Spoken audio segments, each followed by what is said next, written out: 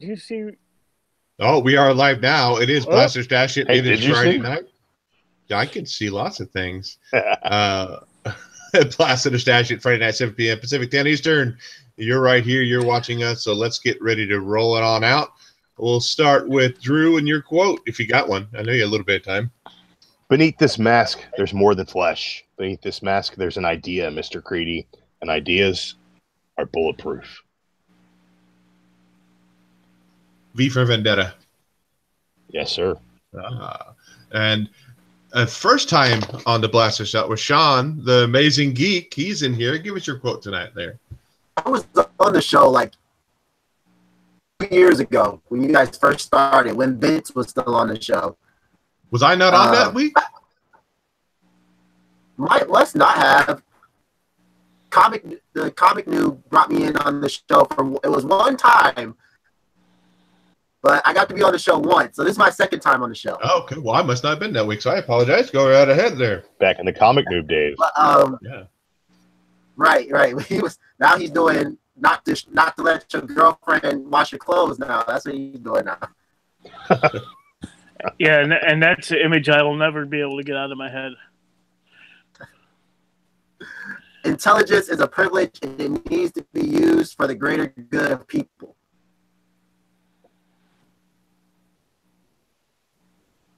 What year? Do we have a year on that? I can look up a year real quick. No, if you don't know, that's fine. How about a decade? Do you have a decade on it?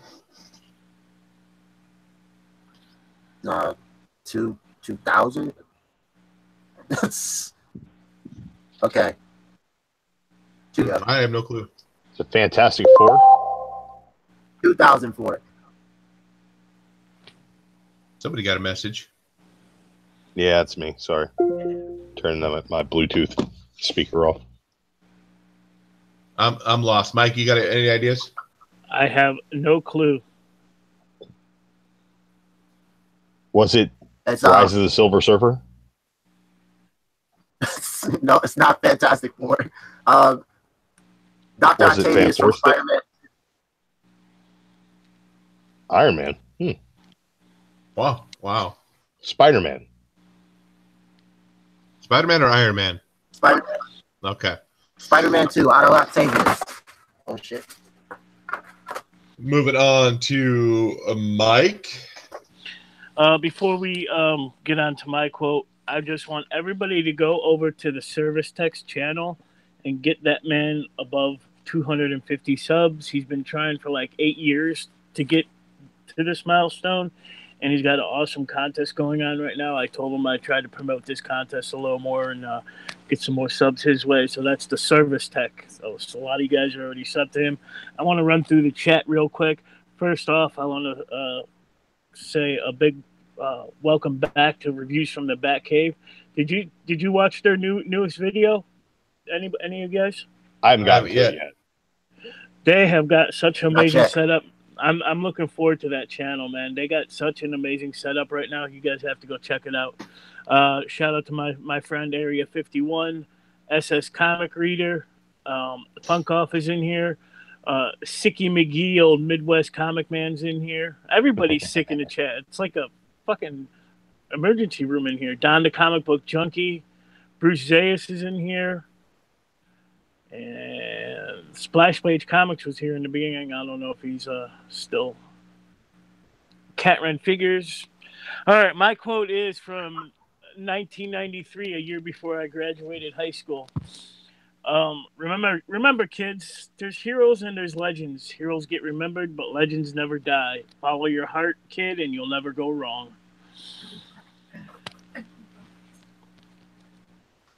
93. Last Action Hero. Not last. No. Was it Fantastic? No. Was it Rise of the Silver Surfer? In 93? I don't remember when that movie came out. SS Comic Reader got it. Sandlot. Oh my goodness, that was a good baseball movie. I'm not a baseball fan, but that was a good movie. So many better quotes from that movie, though. Angels in the outfield. You play ball like a girl. Maybe small. And my quote is not a comic book movie. Just get that out of the way. It's from 1981. You want to talk to God? Let's go see him together. I've got nothing better to do. That's before my time, so I don't know. I was just, Demolition Man? No, 81. A lot older. Demolition Man came out, what, 96, 95? Pulp Fiction. Nah, that was like 91. I'm going to pass on this one. Harrison Ford's in it. I'll leave it at that. And then The Fugitive? Regarding Henry? No, his Raiders of the Lost Ark. I don't remember that line. I think that's when he's going to blow up the Ark with the RPG. And when they're carrying down there, he's going to blow everybody up. Okay, but I will definitely go check out Review from the Back Caves. Maybe when you're doing your Funko segment, Mike, I might jump in there and go check it out. I got nothing better to do. Then pay attention to me. So we'll go jump right into our first book tonight. And 2 months from now, here. But when did that Funko come out? Yeah, I will. Yeah, I got your flocked Moss Man waiting to be shipped out. Actually, the 2 contest winners from the Stashy Awards show, I sent out your packages yesterday. Dave, I sent out your package yesterday. Finally. Oh, nice. Finally. Nice. And some other AOKs I sent out. So he's going to send me some drawers that he wore. I want before we get started again, I want to do a special. Oh, my goodness. What else did I bring out? No. Special shout out. He's a newcomer into the community. I don't know. I just started watching him. That's Hazeldan 1216. He's in the chat. It's him and his wife both, I think. Yeah, him and his wife. They got some good stuff going on over there. Area 51's in here. He said hashtag meat and potatoes. We ain't got to meat and potatoes yet. Not yet. Mr. Gretzky 9966 is in here. Jason Smith. So all kinds of good stuff. 16 watching right now. It's pretty good. Okay, Drew, what's your first book for the evening? All right, let's go ahead and get this out of the way. My number 1 book that I'm going to be blasting this week is Damage. Number 1. No. Oh, man. I did not like this book at all. It's the Hulk without anything that makes the Hulk great. He's kind of got this time that he can Hulk out, and Marvel's doing that with the Red Hulk and U.S. Avengers right now. So it's kind of just a rip-off character. It's really pretty, but it ends in a place where the Suicide Squad gets involved right away. This is not building a new character. This is a cash grab. This is absolute garbage. I am blasting this as hard as I possibly can. Damage number 1, my blast of the week. Wow, already coming out of the gate with a blast. Not a fan. Rashawn, what about you? You read Damage as well. I agree with him. And that's funny because all I've heard is good things about it, but I didn't really care for it. Exactly what he said. He has the time limit to Hulk out, and pretty much what the Red Hulk's been doing this whole time. And there was nothing new. And they kind of just threw us into a story that I didn't really care for. So I do want to see where it goes, though. I am curious about it to see what the reason is behind to make him damaged. But other than that, it can sit in the box for all I care. Yeah, man. Your mic's breaking up about every third or fourth word. I don't know if you need to unplug it and maybe plug it back in or what, but we'll jump to Mike while you're checking that out. Mike, what do you think of Damage? Get ready for the tomatoes to be thrown at me. Damage was my pick of the week, actually. Oh, wow. No way. Wow. I loved it. I don't know. I guess I've been without the Hulk for so long. I don't know. I like that he could only be damaged for 1 hour. I like they're bringing Suicide Squad in right away. I don't know. I love the beautiful art. It was pretty.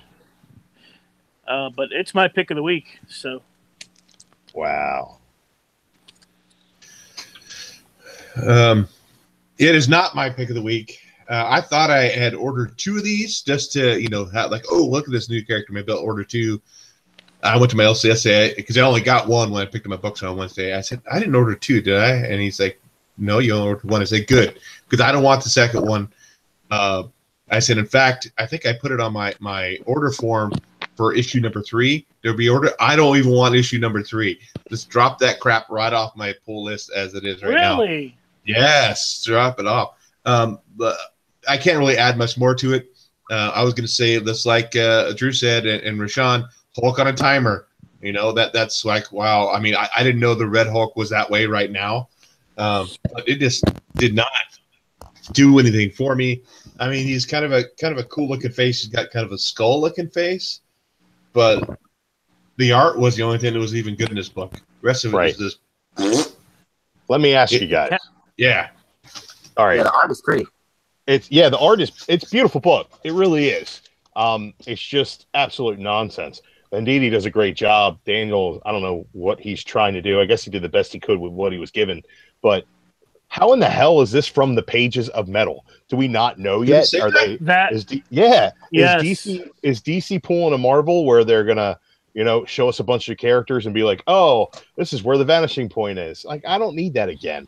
And it seems like all of these from the pages of Metal, it's just them getting creators to make Marvel characters that Marvel's not making anymore. Like the Rockefort Sideways character, he looks like Spider-Man. The way Rockefort draws in the poses he's in, he looks like Spider-Man. This is clearly, I know Damage was a character before. This isn't a brand new character, but it's clearly a Hulk ripoff. They're saying, oh, people aren't getting the Hulk they want at Marvel. Let's give it to them here. And that's not what I wanted at all. Yeah, I'm thinking that the alternate world's going to bring these characters in. I think that's what they're going for, the Dark Knight Metal. Yeah, I'm assuming so. I just no, thank you.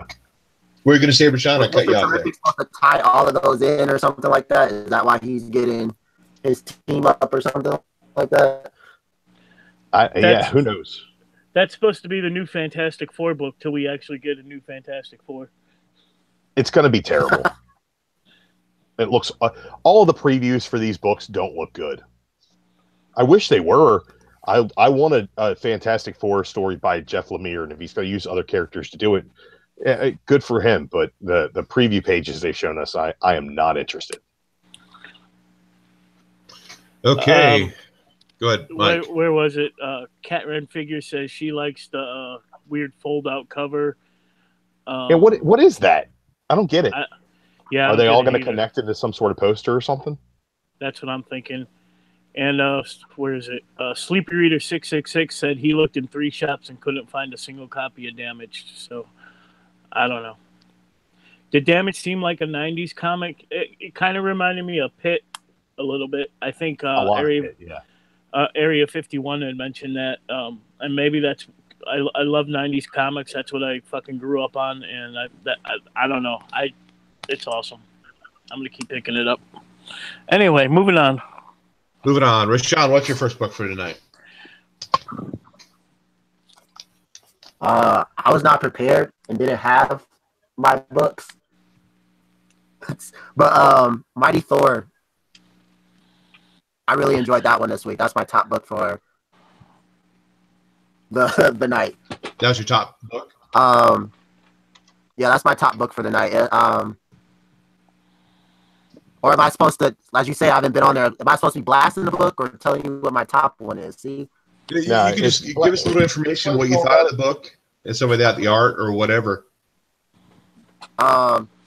Stash it if you want. The art of the book is awesome to me, and I believe that the story is finally giving us a chance to have out peacefully for her to just accept what's going to happen to her, or she's just going to let the cancer take her. It hasn't really she going to do yet, because I don't think she just going to lay there in her bed and let the cancer take her. But it had me feeling for a second in that book, so I really enjoyed that one the most this week. Drew, you read Thor as well. Yeah, I'm a big fan of this series. This is probably one of my favorite ongoing series. It has been for past 5-6 years, back to the original God Butcher stuff. Aaron's been telling one story. The change over to the Jane Foster Thor as opposed to Odinson was pretty much seamless. He's done some really great things with the Thor mythos, and now they're experiencing the Mangog, who is the God Killer. He has destroyed Volstagg, who was being the War Thor at the time, holding the Ultimate Hammer, which spun out of the Unworthy Thor. If you were loving that series, that's where that went. And that story was still ongoing until a couple issues ago. Mangog just destroyed the Destroyer and Freya in this issue. He is banging down the gates trying to get to Odin. And Jane Foster wants to become Thor. And she's being told that if she does, she will never be able to return to being Jane Foster without it taking so much out of her that it kills her. So Odinson and Doctor Strange have decided they're going to talk her out of becoming Thor. And Odinson is on his way to face the Mangog to save Asgardia. It's absolutely great. You're starting to see Jane care about herself, but it's going to come down to a situation when she has to get out of that hospital bed, take Mjolnir, and go kick some ass. At that point, we're either going to see the end of Jane Foster Thor, or we're going to see the end of Jane Foster. And either way, we're going to lose a character that's been really key to this story. I like the way it's going. I like the way it's ramping up. Dauterman's art is on point. Rashawn, I agree with you. This book is absolutely beautiful. Definitely a stash for me. Probably not my pick of the week, but a definite stash. The Mighty Thor. Absolutely love it. Oh, shoot, man. We're going up against a live Ethan Van Sciver video right now. Ethan Van Sciver and Chuck Dixon live. We're not going to have some major competition. You think? No. Yeah. So I'm assuming she's going to be dying pretty soon, because I read in the previews about, the tearjerker issue, blah, blah, blah. So I'm assuming that the brood from Batcaves, they thought they spoiled that Jane will die. So I don't know. Either Jane will die or Lady Thor will die. One or the other. Maybe both. Because if Lady Thor dies, then Jane dies. And if Jane dies, then Lady Thor dies. If she stays Thor, then Jane's going to die. Then she's never going to be back. Just so everybody knows, Cat Ren figures Cat Midnighter is doing okay. He made it through surgery okay. So A-OK, some fucking catnip that cat's way. So, because once he gets better, man, he can be all over that shit. Okay, Mike, what's your first book for the night? Oh, well, let's do Avengers. What is it? 676. This is No Surrender Part 2. Part 1. It was like, okay, I'm down. And this one just hit on all cylinders for me. They give a little story on the Black Order and the Lethal Legion. So at the end of this book, Avengers Mansion is destroyed. We get a little origin story on Voyager, and all is good. I love this shit, man. So yeah, this is definite stash. I'm sticking with this story just for the Black Order. Yeah, it was a good, definitely a good book. I know we talked a little bit last week too with the Voyager, and not knowing who that character was, and kind of find out she's been with the Avengers all along. It's showing these classic, Kirby stuff. The Avengers and X-Men. Is X-Men in there too? I can't remember some of the major storylines she was actually in, but she was forgotten. Yeah, she's actually. If you look on the cover on the Avengers 1 here, she's actually drawn in right there. Yeah. So it's kind of cool to see her, through history. She actually was there the whole time. Definitely a good story. Good cliffhanger on it, because here and now we think everybody might be dead. We don't know yet. But definitely a stash for me, and I'll at least finish it out till this. Did you say it was 12 issues long, Drew? I think it's like 16 weeks. Yeah, 16. So Yep. I'll definitely be probably finishing out the run on it. That's a stash for me. Drew, what about you? I'm definitely going to stash Avengers No Surrender #2, aka Avengers 676. The Voyager stuff, I think they kind of wrapped that up really quick, and they gave us an answer to her origin really quick, which I not trust it at all. I think that's just some subterfuge. That's going to be a bigger linchpin to what's actually going on here. But like Mike said, the Black Order, the Lethal Legion, these are some really badass characters. They're drawn super well. There's a lot of really cool action. This book is definitely a great #2 issue. Gives you a few answers peppered in there, gives you a few more questions, and shows you some badass art throughout. I'm really enjoying this, and I think the Avengers are in good hands here. I think that this story arc is doing some good things so far. How about you, Rashad? I guess I'm the only one who didn't really care for it. It's got awesome art. That's like the only thing that I can say about it. I just felt like until it got up to the Black Order and Legion stuff, like all the stuff with the Voyager, I just felt like, okay, they just messing with somebody's time. And then when I saw Kang, I'm like, okay, somebody's really messing with time. I feel like they've done so much with Marvel's been messing with everything and everybody, so it just feels like it just pissed me off and threw a character back into the Avengers. And now that everybody remembers her. And was, and I don't know, that's just kind of where my mind was going. I feel like she was planted. You broke up on that last 2 sentences. We didn't hear anything. Oh, sorry. Try to see what's going on. How's that? That's a little better. Okay. But she just feels like she's planted, and I don't know. She just, what's the word? She gives me the heebie-jeebies, and I don't like her. So I didn't really care for it, except, like you said, the Black Order and the Legion throwing down. I did care for that, but wasn't my favorite book of the week. Yeah, I think the same reason you didn't like the Voyager stuff was why I did like the Voyager stuff. I think that she's supposed to keep you out. I think that you're supposed to feel uneasy that she is just been supplanted into everybody's memories. I think that that's not quite the truth, and I think that we're going to get more out of that. And I kind of dig that's the route that they're taking. But yeah, I could definitely see why you would feel like she was just shoehorned in there. I dig it. And the characters look frozen. All the ones that are frozen look like they've been frozen in time. They look like they're stuck.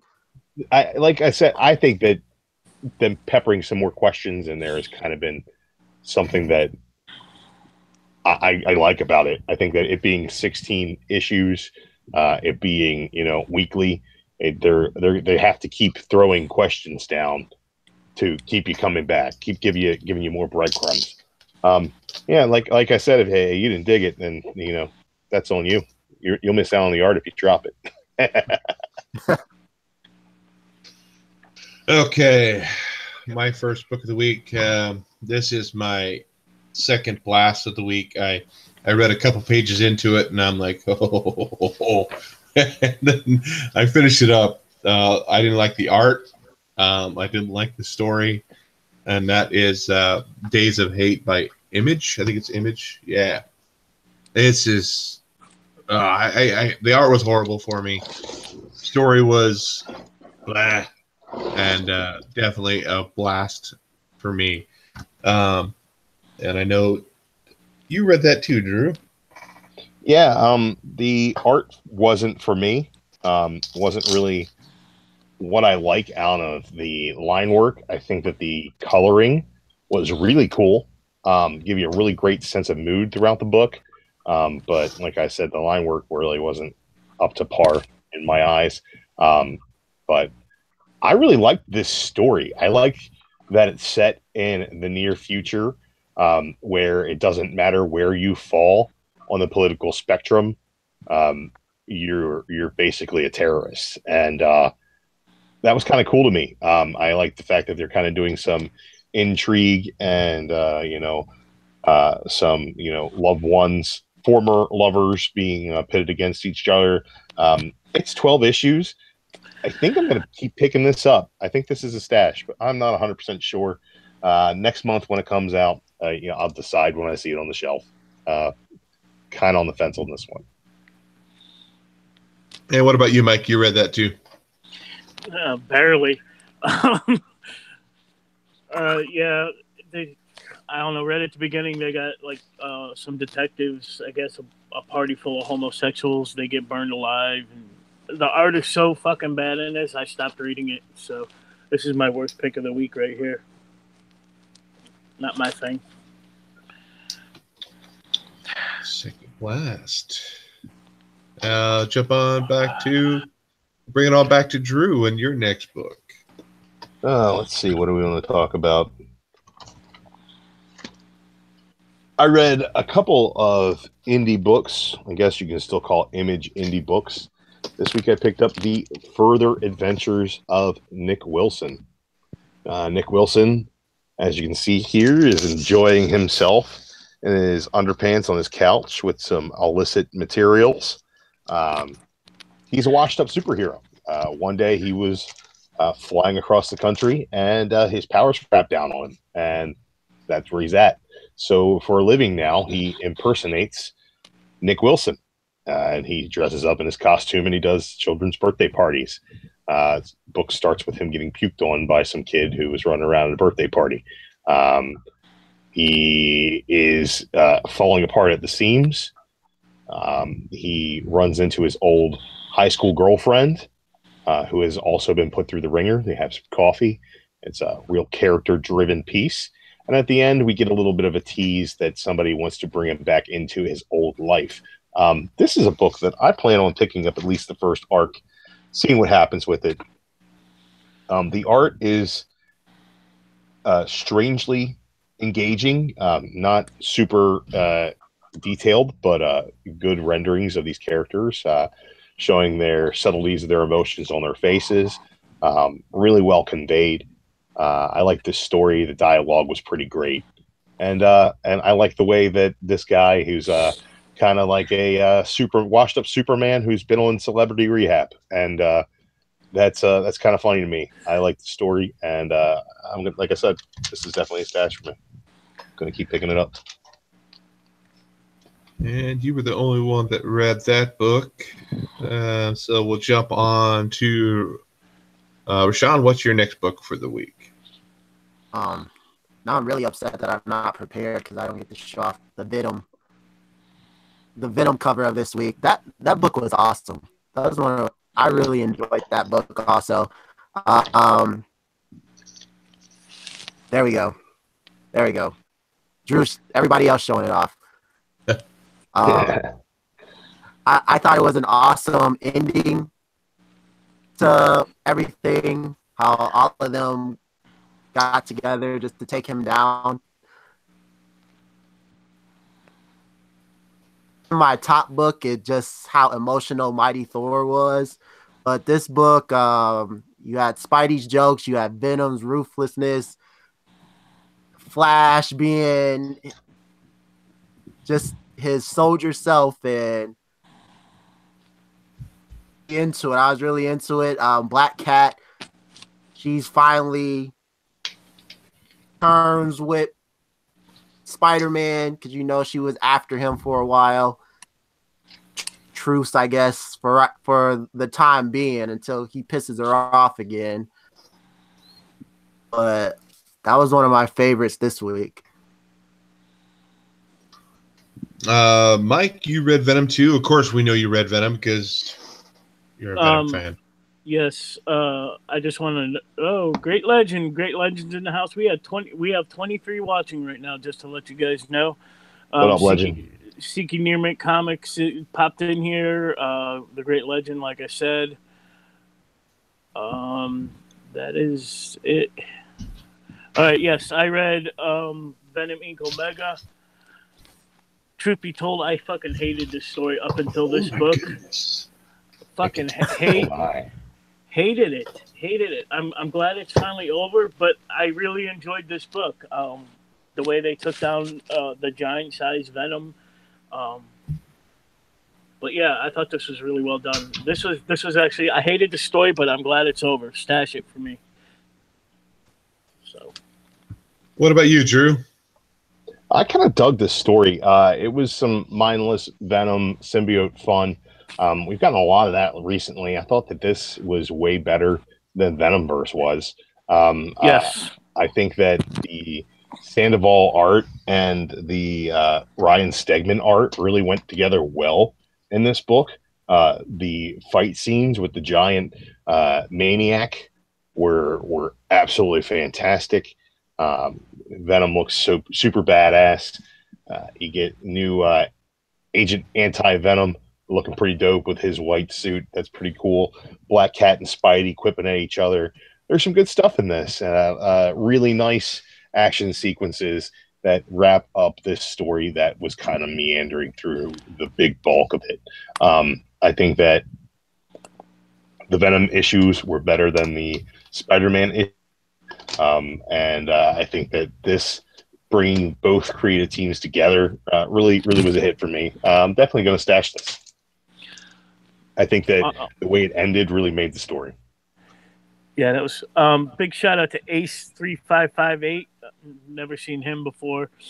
He says, "Hey, legend," and the one, the only, the Airborne Sapper comic fan is in the live chat. What? So miss your videos, Sapper. What the fuck? We were just talking about him the other day, weren't we? Yep. Yes, we were. So Mike, since you're blabbing, give us your next book. Is that what you call my parts to this show? Blabbing.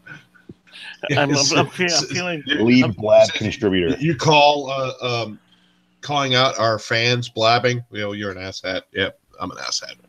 Go ahead, Mike. Yes, I'm an asshat. Teether #1. I guess this book is hard to fucking find. My shop had 2, so I don't know. Basically, these kids are out hunting a demon in the forest, and it actually kills one of their friends. It kind of reminded me of Stranger Things right at the beginning. So moving forward, the kids are all in school, and a new student comes in, and that new student actually happens to be the demon, which I guess is Teether right there. So I am so interested in this book going forward. This was close to my pick of the week, so I don't think anybody else has picked this up. So no, I missed it. Yeah, so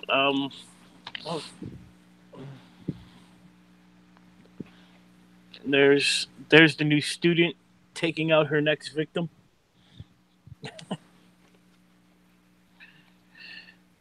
Yeah, she's all pissed off right there. Follows a kid into the bathroom and kills him. So I'm what? No brown chicken, brown cow in the bathroom. No, this is high school, man. You dirty old man. Well, dude, when your high school hormones are rolling, you know. Someone calls you out on being perverted. Yes, Teether. Oh, how the tables have turned. Lords of the Long Box is in here. What's up, guys? Funkoff wanted to know what publishing company. This is Antarctic Press. So close to my pick of the week. I like Damage better. All right, go fuck yourself. I'm a shudder at that. Really? Oh. Okay. I didn't even read Teether. I can tell you it's better than Damage. My next book is see, I really dig alternate comics. One, because they're $1.50 an issue. I mean, you could read 3 issues. That's the price of one Marvel book. You know, this is actually a 1 of 3. This is called Go West. Pretty cool cover. Open skulls, big old axe right in the center of the one. The guy's up on top. So this is set in the future in 2136. This guy's waking up, talking about never imagined his life this way.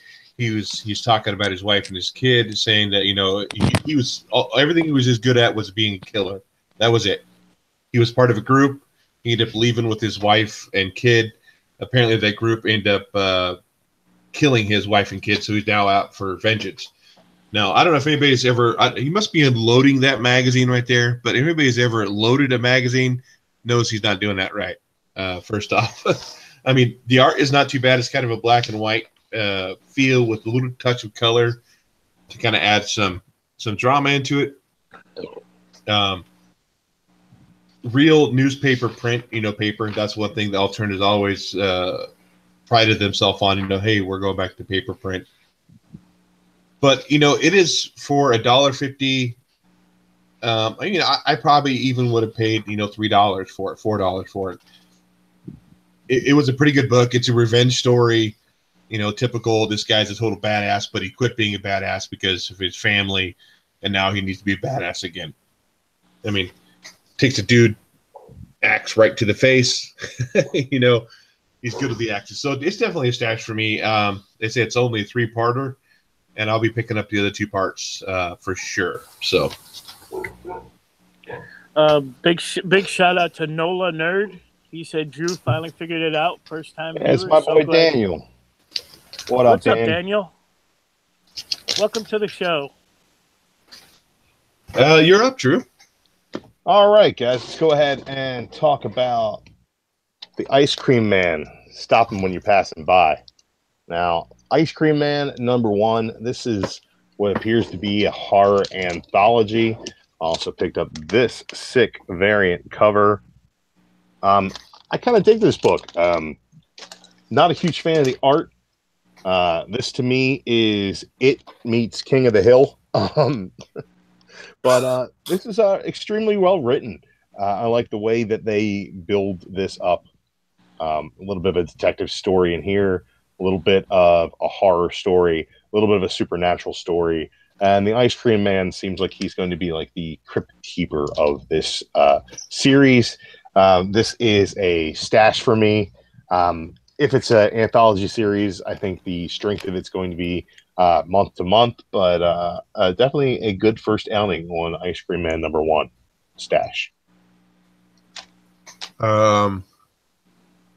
No, I'm no wonder. I thought you read this too, Mike. I was thinking this was only a 3-part series. What's this? What are you talking about? Ice Cream Man. No, I didn't get that. I didn't even see it. I thought it was like 1 of 3 or something. Venomous spiders, dead people foaming at the mouth, Mike. It's definitely right up your alley. Now, I didn't see that as like you said, the Ice Cream Man being like the essentially crypt keeper, the guy that tells the story, or the host of the story. I think for me, it's like he bookended the book, and it doesn't seem like that story's going anywhere else. Yeah. So I guess I never really saw that. To me, it felt like 2 separate stories. It felt like the story with the spider, and then it felt like the story with the Ice Cream Man. And it kind of connected back and forth. And I didn't get really closure from the book. I felt like it really opened it up. I don't know if they're going to continue on with the spider. I mean, toward the end of the book, the spider disappears. Maybe it's his pet. I don't know. They never really explained that. But I don't know. I don't like the art very much. I think I have issue 2 on my pull list for next month. But if it really doesn't pick up anything beyond this, I'm probably going to drop it. I'm not a huge fan of the horror type books. So, and see, Rashawn, did you have any other books you read this week? I think like you have 1 or 2. I read the only other one I read was the All New Wolverine. It was okay. I'm not really digging that armor they gave her. I feel like that's kind of a cop-out. It just kind of threw the whole story off for me when I saw her come out of the blue with that armor. I know they were leading up to it, that she was supposed to get some kind of upgrade, but I'm not feeling it. The art's nice, it's pretty and all that. The suit's nice. I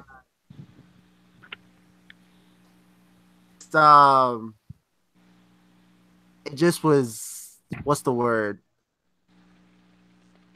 I just felt irritated because I just felt like they were just sitting there and they could have been doing a whole lot more. I get why they were hiding out, but I don't know. When I read Wolverine, I like to see a little bit more rage from Laura, and I just wasn't seeing that. So it wasn't all that to me this week. So hopefully the next one, they're supposed to be doing some damage in the next one. So hopefully that one's a lot better. What about you, Mike? I'm not a fan of the armor that he was talking about, and I showed a picture of it right here. But I'm still enjoying the story, still enjoying Honey Badger and Dakin. I'm gonna keep stashing. What is this? All New Wolverine, and shit's about, like he said, shit's about to hit the fan at the end of this or next issue. So I'm gonna keep stashing it. And what about you, Drew? I pretty much agree. I like the story wise what they did with the armor. I thought the design of it was kind of piss poor. I like what Taylor is doing with this book. The way he writes these characters, pretty great. Gabby as the Honey Badger is probably my favorite part of the book. Yeah, she's adorable and hilarious and vicious all at the same time. Yeah, like Mike said, shit's about to hit the fan. Dakin's dead. He sacrificed himself. They're going to bring it back. They're cutting out pieces of his brain. It's going to be pretty cool, and I'm going to dig it. Yeah, he actually cut himself open and let them put a cell phone in his body. Right, so they could track him. So they could track him. So it's pretty cool stuff. Yeah, I'm not a huge fan of Dakin, and I'm glad that he kind of like gets the shit kicked out of him in every issue of this story. He's just like getting his arm chopped off, or getting beat up, or left for dead, and now he's actually dead. He's just a tracking device for them as a cadaver, and he kind of gets what he deserves because he's kind of a piece of whiny little garbage. He's a douche. Yeah, and I like the fact that he gets passed over by Laura for like the mantle of the Wolverine. It's pretty badass. I dig it. So this cover is awesome too, for them all being held hostage by the Orphans of X. That's a badass cover. I dig it. My question is, why does Laura need armor? Because the Orphans of X are using the same technology as the Miramusa blade, which can not only cut through adamantium, but also negates a Wolverine's healing factor. So, they're dealing with the same thing that the Silver Samurai was using against Logan. The Orphans of X have bastardized that technology and turned it into bullets. They can get shot, and then they just have to cut the tissue that's affected away, and then they'll heal back through that. Kind of found a way around it, but yeah, it's a nice way to play on the healing factor and the classic Wolverine storytelling. Now we're jumping to Mike, your next book. I know you just talked about only Wolverine, but go right ahead. Man, let's talk about Superman number 39. This is just a filler issue. Superman and Green Lantern actually take a bunch of kids with cancer, terminal cancer, on a tour of the Justice League headquarters, and they have like a scavenger hunt up on the Watchtower. And here's the thing about this book that was pretty fucking funny, I thought. So you got all these, here's the cancer kids right down there. You can kind of see them looking through the window. But on the front, Superman isn't with the cancer. They have all their hair, and I don't know. It's just... Shut up, Mike. Okay.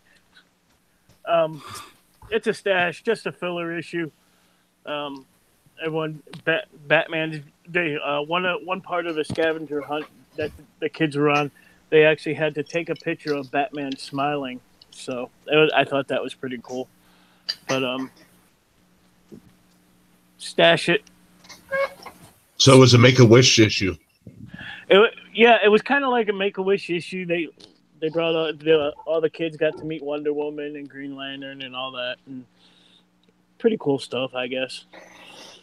What about you, Drew? You read it too, didn't you? I love Peter J. Tomasi on Superman. He really gets a good handle on what makes this character so much fun and so important.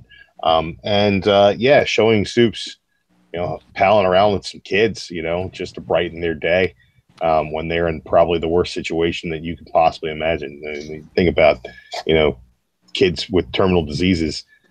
You think that, there's no hope at all. Superman is the perfect symbol for hope. There's even some little laughs in here, like, to get Batman to smile. Kid whispers a joke in his ear, and Batman cracks a smile, and then, they're like, what was it? It's like, it's a joke, man. It was funny. Okay, leave me alone. So that was pretty cool. I dug it. I thought it was a really good issue, well written, well drawn, and a good filler issue. And this is the kind of stuff that I'm going to miss when Peter Tomasi's not writing this book anymore. Definitely a stash for me. Big shout out to Eddie the Comic Guy. I am totally fucking late. You're about at the halfway point, so you're not that late, Eddie. My next book is by Xenoscope. It is Belle, a Beast Hunter number 1.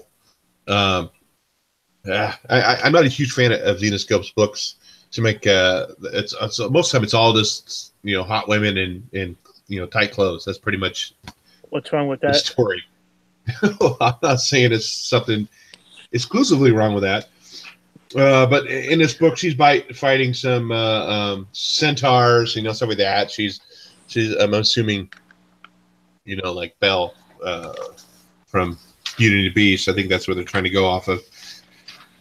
Well, the weird thing is, though, she beats a centaur, and then she goes back to her cave, which seems very reminiscent of the Batcave.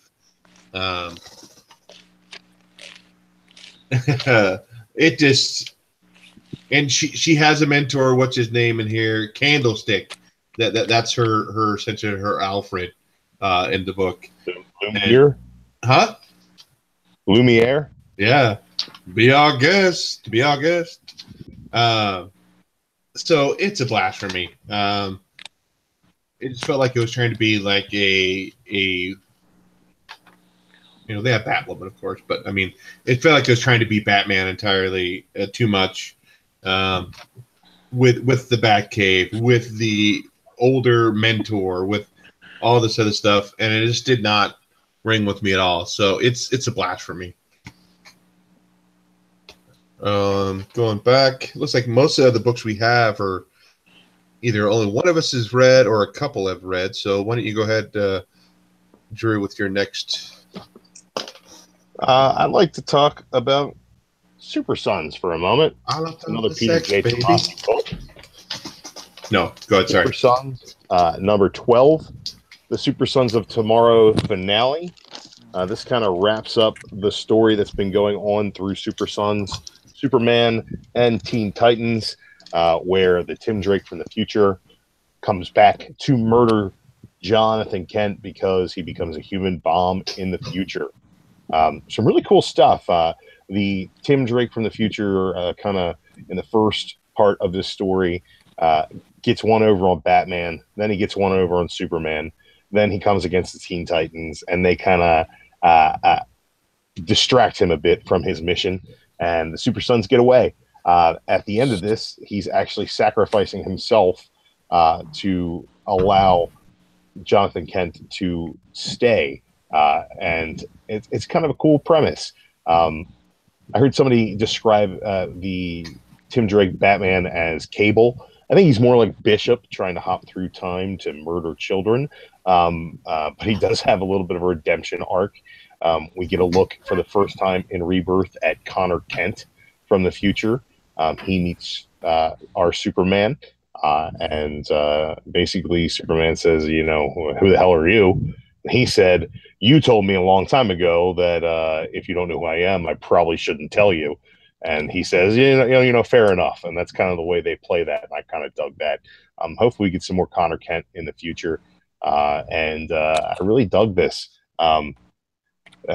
Gives John and Damian a chance to really flesh out their friendship, which is kind of blossoming from a rivalry, which is the way things should be between the kids of Batman and Superman. And kind of a little bit of a riff in the Teen Titans as well, as they take a vote on whether or not John should be a member.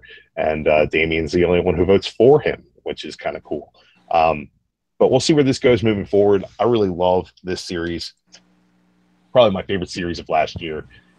Super Sons of Tomorrow finale was definitely my pick of the week and a super duper stash. Yeah, when I jumped into the book, I was a little bit lost. I think I needed to go back and reread the other 3 parts too, and kind of read it all together, and then get maybe a better picture of it. I was shocked that the rest of Teen Titans did not vote Jonathan in. That was kind of like, whoa, wait a minute. You know, I figured they would, where Damian wouldn't. You know, and of course at the end of the book where it talks about being partners, and then Jonathan says we're friends, and he goes, dude, you just ruined it. You ruined the moment just now by calling me your friend. You know, we're not friends, we're partners. You know, because Damian's still trying to hold on to that opposing, you know, friendship, but yet trying to give in a little bit. Teen Titans, or not Teen Titans, Super Sons was one of my, I think it was my pick of the year last year for a DC title, because I thought it was really good and really strong coming out.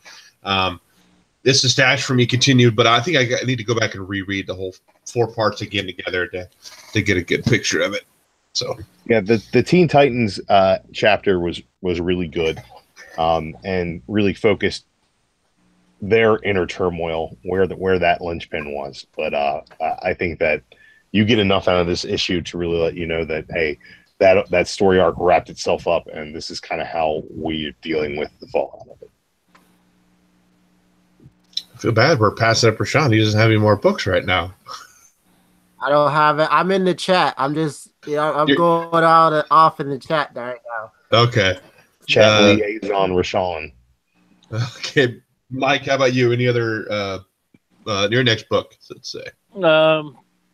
Next book, let's do X-Men Gold, number 20, continuing on the Negative Zone War. The only thing that matters in this book is the end, when Kitty Pryde finally proposes to Colossus. So just for that, this book's a stash. Will they go through with the wedding? I don't know. Catwoman and Batman are getting freaking married. Why not Colossus and Kitty Pryde? So stash it.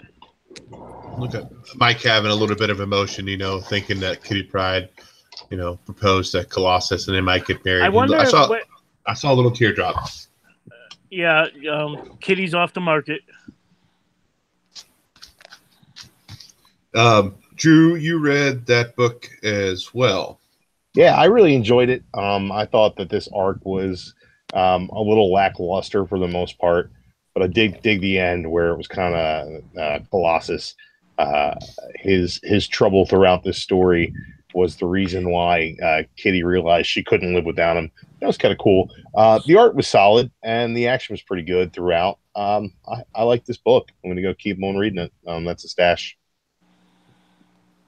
An unenthusiastic stash, but a stash. Yeah, like he said, the story wasn't. It was okay. I mean, I could have lived without it, but wasn't Kitty with Star-Lord for a while? Yes, she was. That's been done for a while. Yep. There's still a lot of tension there, though. I think, and there are a lot of little relationship, sexual kind of tension. A lot of aliens, man. I don't know. I don't know if Colossus knows where she's been. She was with Star-Lord. She's been with a few things. That's right. Hopefully, his private members are wrapped in that same kind of metal, protect him a little bit, maybe. So my next book, this is Jimmy's Bastards, number 6. My pick of the year for this last year for independent books.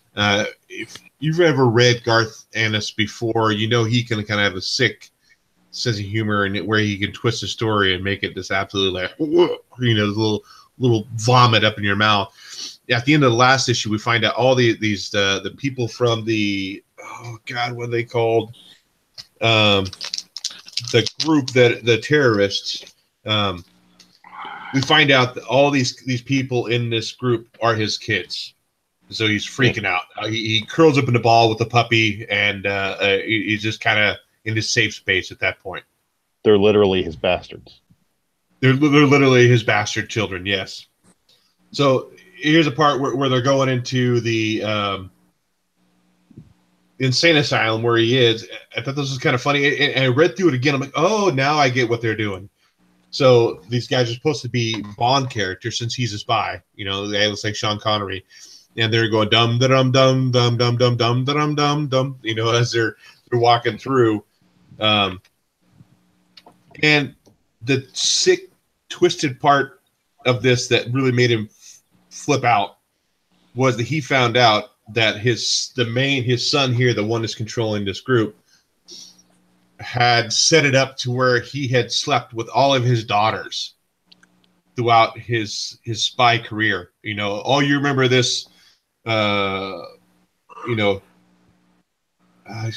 met Samantha here, and it reveals it's his daughter. All these other women he's been sleeping with were his daughters. He did not know, and so that's why he's in this catatonic state and not wanting to talk to anybody because he realized what a sick freaking person he is. Oh God! I mean that twist made me just like a little dry heave, just a little bit. Still a good book. I'm still going to pick it up, at least till the end of this arc. So, it's a stash. Back to Drew. Oh, all right. Let's see. Man, we're still rolling through books. We've been at this a while now. Let's talk about Batman 39. Let's not. We shouldn't? No, go ahead. We shouldn't talk about it? No, we shouldn't talk okay. Go ahead. Apparently, Batman and Wonder Woman made a vow to a warrior that is protecting a secret realm, and they are going to help him out for one day. Little do they know that time works completely differently in this one day, and apparently they're spending 1,000 years or so fighting this oncoming horde while he kind of pals around Gotham City with Catwoman, which is kind of weird. But in the meantime, spending 10,000 years together, Diana and Bruce start to feel a certain fire, if you know what I mean. And we're going to see how this pans out in the next issue, as this is to be continued. But I think a little brown chicken, brown cow is going to be happening in this pocket dimension.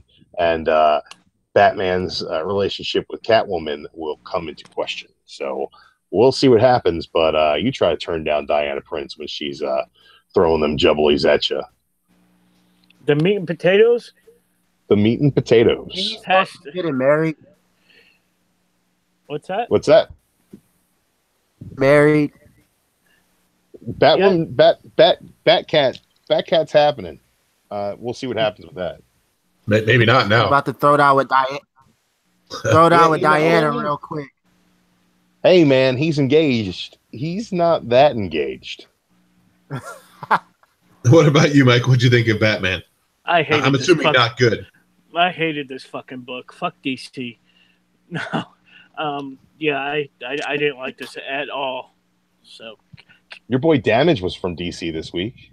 Yeah, but Damage is cool. I don't think that's true. Okay, I guess that's all you got. That's all I got.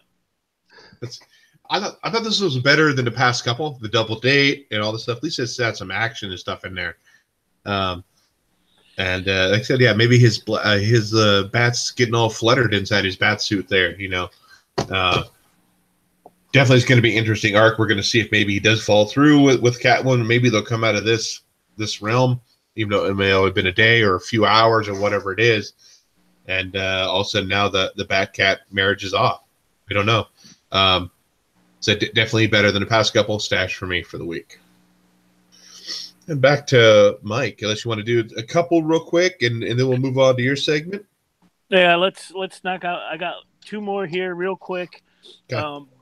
Batman TMNT 2 number 3. This is still pretty good.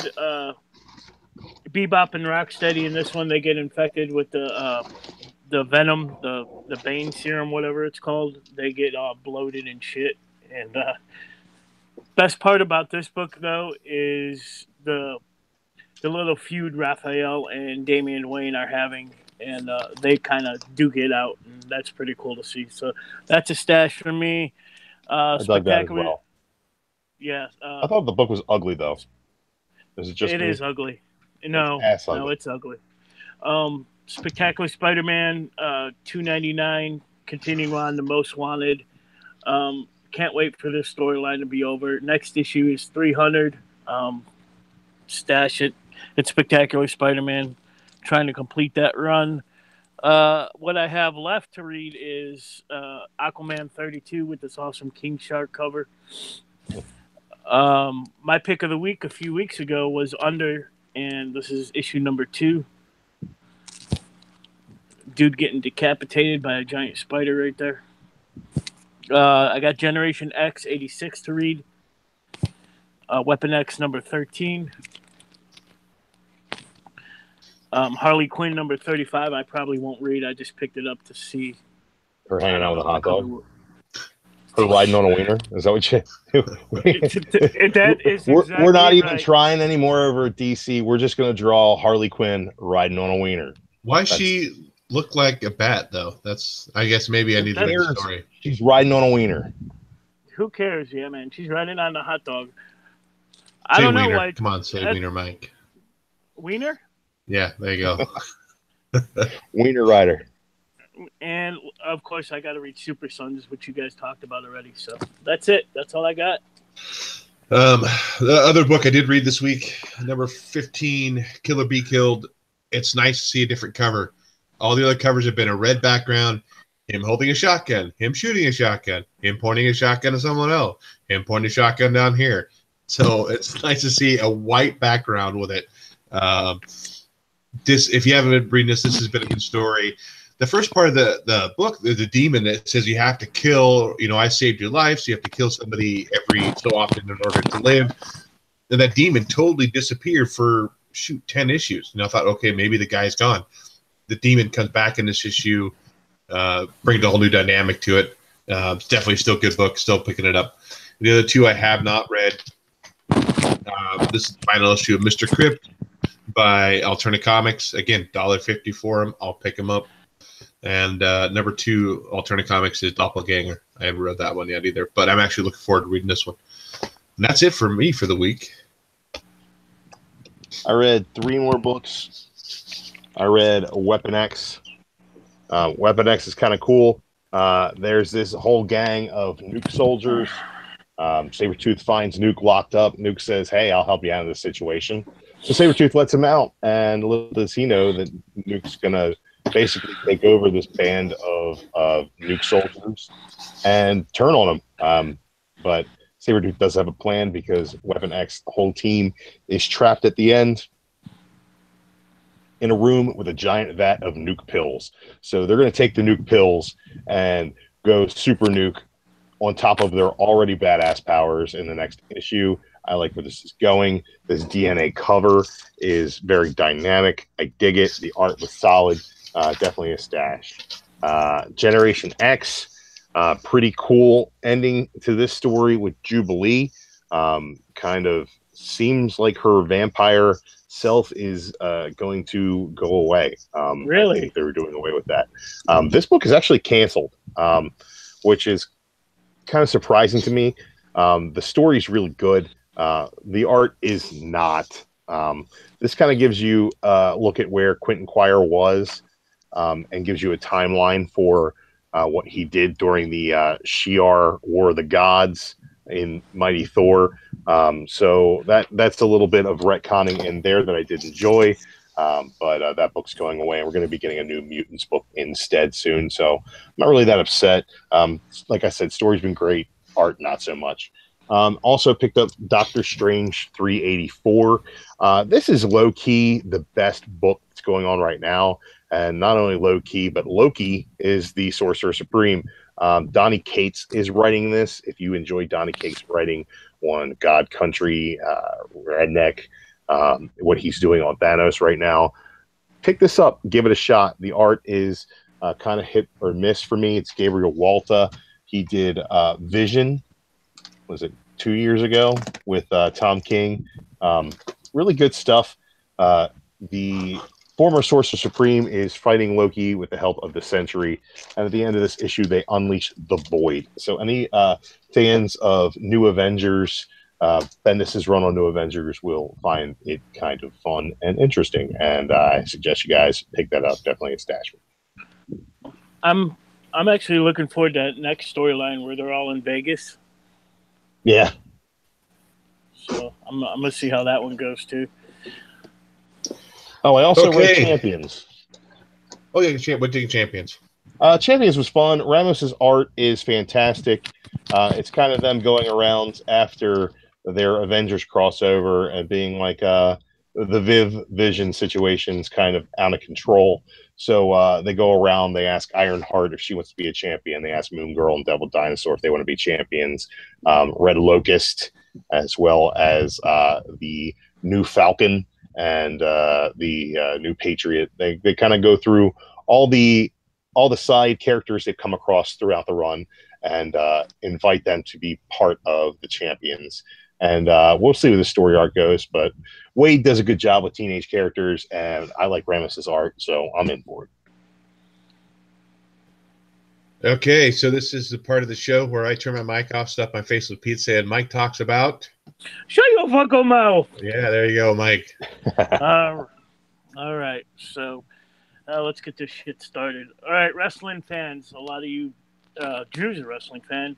In July, they're gonna have Bullet Club pops. I'm not familiar with that team, but are you, Drew? What is it? Bullet Club? Bullet Club, yeah. Yeah, that's they're not WWE pops, correct? Correct. Bullet Club, which right now is everybody that's worth watching that's not in WWE, with the exception of like Will Ospreay, and like Austin Aries. But besides that, it's, you got Kenny Omega, the Cleaner. You got the American Nightmare, Cody Rhodes, who's doing some big things. You got the Young Bucks. There's some good, some other good characters in there as well. I think the pops that I saw the glams for are the Young Bucks, so maybe they'll make the other ones as well. Who knows? Well, Omega just headlined Wrestle Kingdom with Chris Jericho, so if they don't make an Omega pop, then they're not getting my money. Gotcha. I talked about the Gwenum. It was just a rumor a couple of weeks ago, but it's official now. We are getting a Gwenum pop. Oh, Aim High's in here. What's up? The Aim High is in the Beyond the Blast Doors is in here. All kinds of people watching tonight. We are rumored to get Ironheart Dorbs. Speaking of Ironheart, and Ironheart pops. So be on the lookout for those. No, I won't be. Why? Because I don't like Ironheart. I thought your mic was off. My mic's not off. My video's off. You want me to see me stuffing pepperoni pizza in my face? Hell yeah. Cat run. God damn it! My dog is trying to get on my lap again. That's what happens when you put peanut butter on your crotch. What? I have no peanut butter on my crotch right now. That's all I'm saying. Cat Run figures might be interested in this one. We're getting Care Bear Funko Pops. Good Luck Bear, Cheer Bear, Tenderheart, Grumpy, which Cat Run dressed. She was cosplaying as Grumpy a couple of videos ago. Loves a Lot and Funshine. Fuck you guys. I'm getting the fucking Care Bear Pops. Are we getting Care Bear Cousins? We're not getting Care Bear Cousins. As long as pardon my language. As long as we're not getting kissing cousins. Those are only available in Louisiana or Oregon. Oh, okay. Had to go there, huh? Well, the glams for the Jurassic Park pops were shown, and they look freaking amazing, amazing. We're getting Dr. Sattler in her Jeep as a pop ride. We're getting the Tyrannosaurus, the Velociraptor, the Diplosaurus with a chase. Dennis Nedry, he's got his can of shaving cream.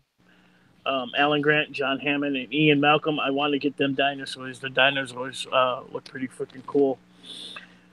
Destiny 2, we're getting some 4 Funkos, Dominius Gall, Hawthorne, Amanda Holiday, and Osiris. Miraculous, Tales of Ladybug and Cat Noir. I don't know if you guys are familiar with that. We're getting Hawkmoth, Ladybug with Tiki, and Cat Noir with Plague, is his name. All you Halo fans, we're getting some Halos. We're getting the Arbiter, Master Chief, ODST Buck, and Sergeant Johnson. They announced Ant-Man and Wasp Pops, and you guys knew that was coming. Jetsons Pops, Astro, George, and Rosie. We're getting Mr. Rogers with a chase version of that where he's a sniper. No, we're not. Wasn't he an Army sniper? Mr. Rogers? Anybody? No, that was debunked. He's not covered in tattoos. Okay. Uh-oh. Mighty LJ's in the house. Oh, shut it.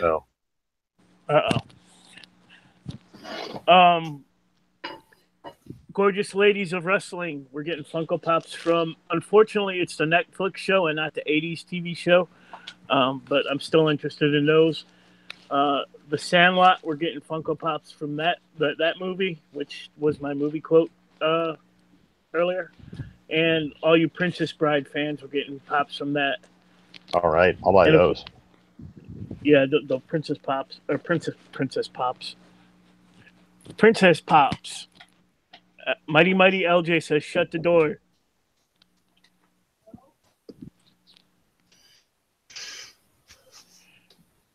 Anything else, Mike?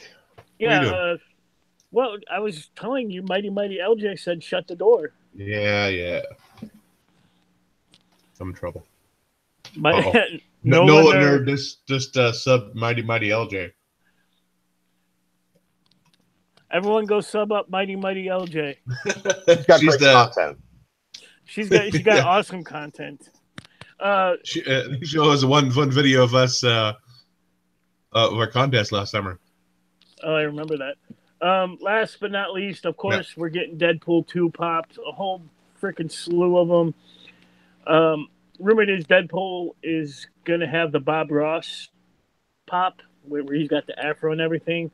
Of course, Cable, Domino, Colossus. Negasonic is getting her own pop. Deadpool scooter ride and movie moment, Deadpool versus Cable. That's really all the news I did pick up one Funko Pop this week, which brings me to 701, and that is the Patina Supergirl from Barnes & Noble from the Bombshells. So that's all I got this week. Any of you guys pick up any Funkos? Or I think I don't remember I showed all mine off. Well, not that I have a lot, but last week. But the Toys R Us exclusive Flocked Moss Man, picked up him. And I grabbed one for Mike, and I got to send it out to him. And then I picked up the Catwoman Bombshell Chase variant. And I can't believe this is the first Chase I've ever found in the store. I was like, I don't care, it's a Chase, I'll grab it. So I grabbed it. One thing that's different is she has a different colored dress, which is like, ooh, wow, big freaking deal. You know. But that's it. How about you, Drew? Any Funkos or collectibles this week? Yeah, you guys are a bad influence. I've been buying more Funkos lately. I picked up Mr. Mad from the Inhumans. He was on clearance at my LCS. So I got this bad boy for $5. Couldn't turn that down. Picked up He-Man in his battle armor. Also grabbed battle armor Skeletor, and that's probably where I'll draw the line on these Masters of the Universe pops. I spent enough money on other superfluous bullshit, and we'll see if I can avoid spending more money on pops. Area 51, he said, hold the phone. I bought another pop, Grandpa. So, yeah, Area 51 doesn't buy a lot of Funkos. So. And Don the comic book junkie, everyone's saying 701. Yep, I just broke the 700 mark on these goddamn Funkos. He's about 698 behind you. So, Rashawn, you still there? I'm not sure if you're still there or you can hear us, or maybe you grabbed your own pizza too. I don't know. Get any collectibles this week? Rashawn's still in the chat, so he's still in the chat. As long as he's not grabbing your pizza. Hey, nobody's touching my pizza. I got extra sausage on it, but it doesn't mean anything. He can grab your cheese as long as you can grab your pepperoni. Yep. Splash Page says Guess maybe he got the glow-in-the-dark Ghost Rider, which is right here. Yeah, okay. I talked to my LCS about mine today. Nope, it hasn't shipped. So, okay. Since Rashawn's not jumping on, do you have any? I know before the show, Drew, you were talking about Bendis taking over a title for DC. What was that, and what are your thoughts on that? Yeah, it looks like Brian Michael Bendis is going to be getting the Superman title in 2018, as reported by Bleeding Cool. And I'm not a huge fan of that idea. Let's see if I can pull up who the artist he's really working with is. He would be taking over for Peter J. Tomasi, who I think is probably the best Superman writer in a long time. I love what he does with Super Sons. I love how he ties that to that main title. I love that he's made Superman interesting by making him a father. And I've really been enjoying it and not super happy about changing. Also, apparently there's some drama going on over at DC because Ivan Reis and Joe Prado will be with him on that.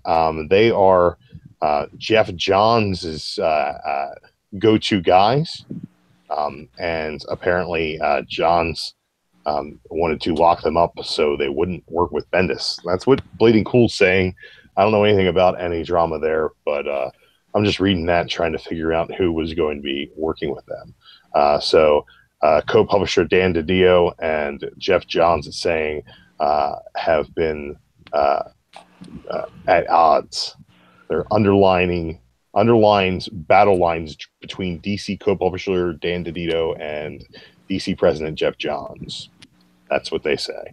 So maybe this could be a good thing. I'd like to see a fresh take, but at the same time, I'd like to see Bendis work on something a little bit more low-key on his approach into DC.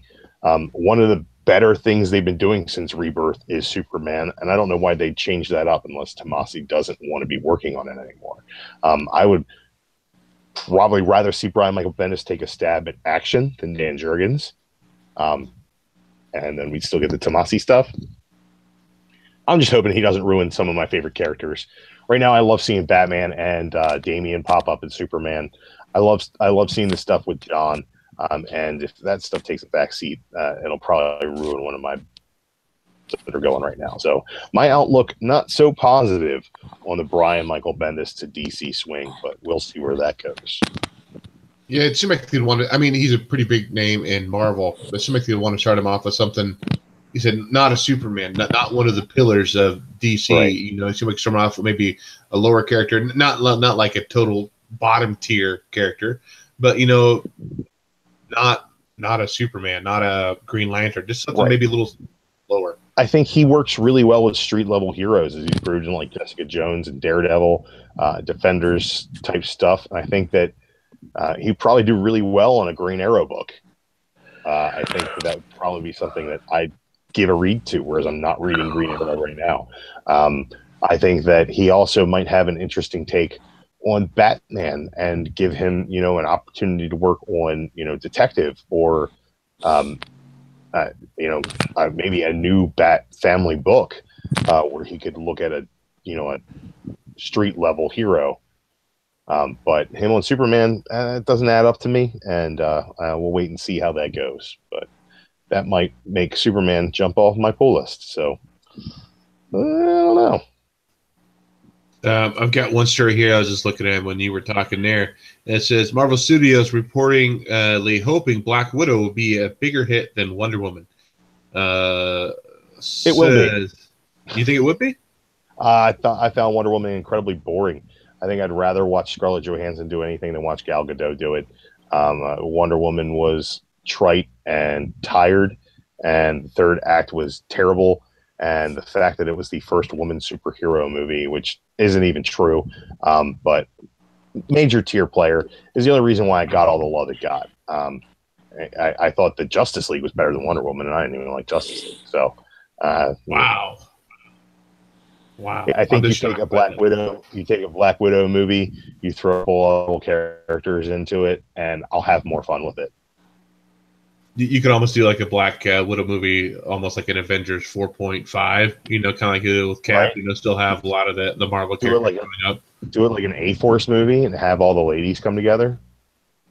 You know, pull off some sort of spy mission. Okay, I'll watch that.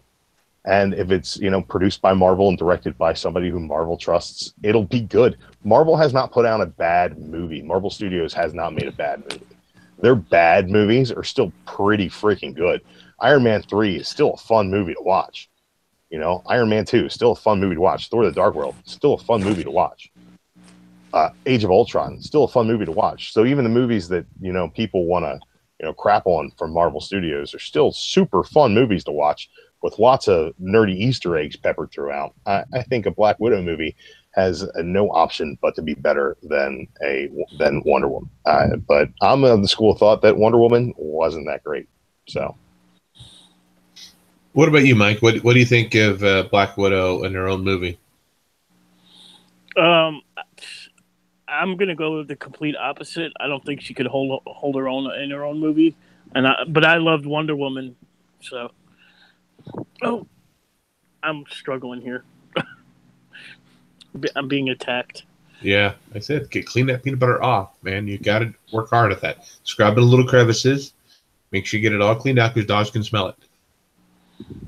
I think I kind of agree with Mike on that. Is like, I don't know if she's big enough to hold her own movie. Like I said, maybe if it was like a team movie with her at the forefront. Yeah, I could see where that might play a little better. Mighty bearded man, Vincenzo says. Yes, I don't know if you're talking about us, but we're mighty and we're bearded. So, so I just don't think they would be able to hold its own. She's reportedly getting 25, or she's trying to get $25 million for the role. Okay, you need to get down. Paycheck. That's a big paycheck. You need to get down. I don't have any other news. Anything else news related or movie related we want to talk about? No, not really. Hearing none, moving on. I guess we'll go ahead and do the closeouts. Let's start with you, Drew. Any last minute shout outs you want to say? Or yeah, big shout out to my boy Daniel popping in. Nolan Nerd. Y'all saw him in the chat. He was a big supporter of my channel back when I was doing my face-to-face videos on a weekly basis. Good to see you in there, Daniel. Big shout out to everybody in the chat. A lot of folks I haven't seen in a while. Good to see Don, the comic book junkie, out there. Pretty sure I just pissed off Great Legend when I said Wonder Woman wasn't that great. So shout out to you, Legend, on that one. Also, shout out to another group that I've been hanging out with online. Some real life friends put together a wrestling page on Facebook. If you haven't had the chance or seen my post on the Blaster Stash It page, if you're wrestling fans in any way, shape, or form, check out this group.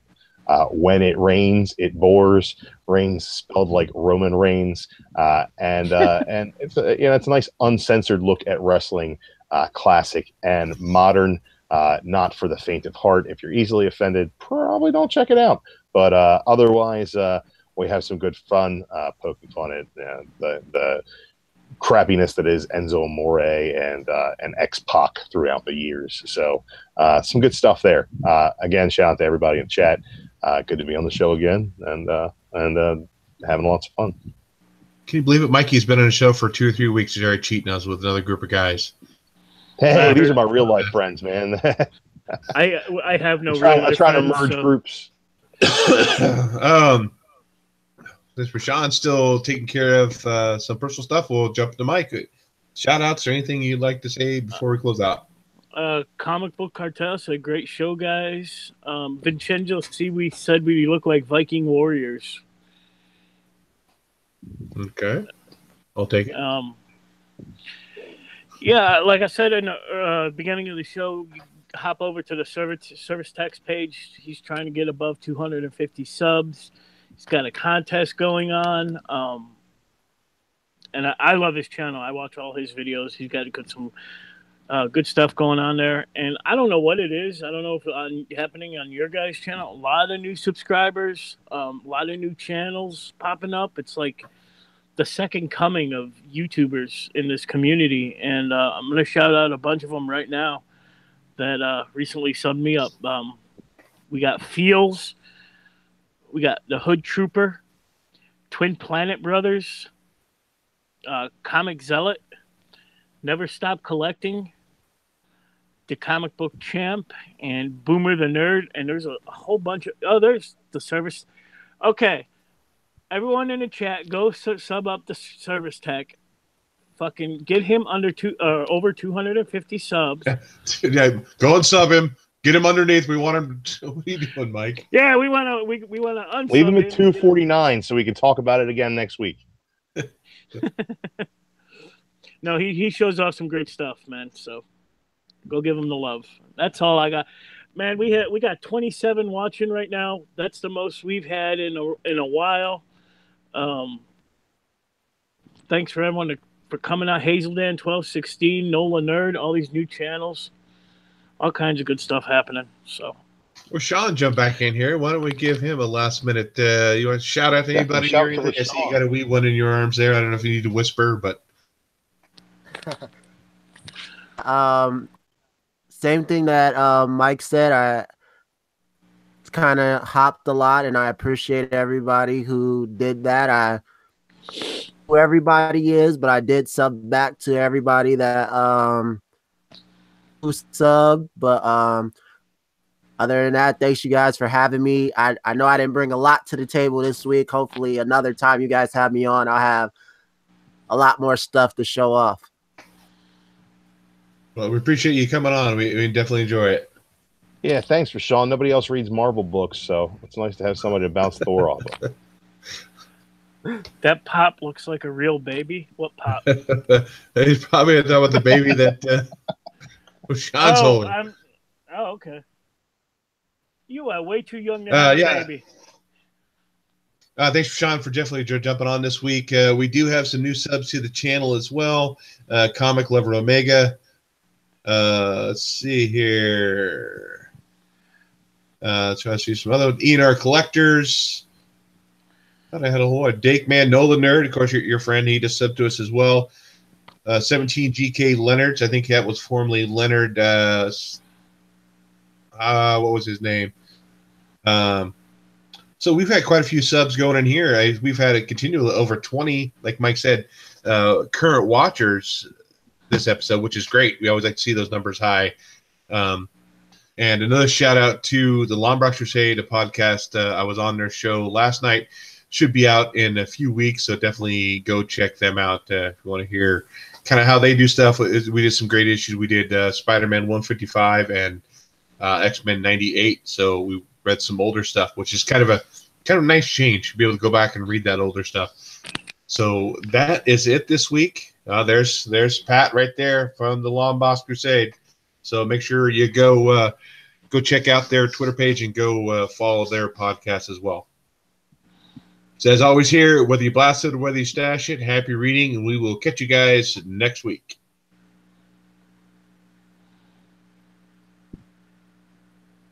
I don't want to hang up. I want to stop the broadcast.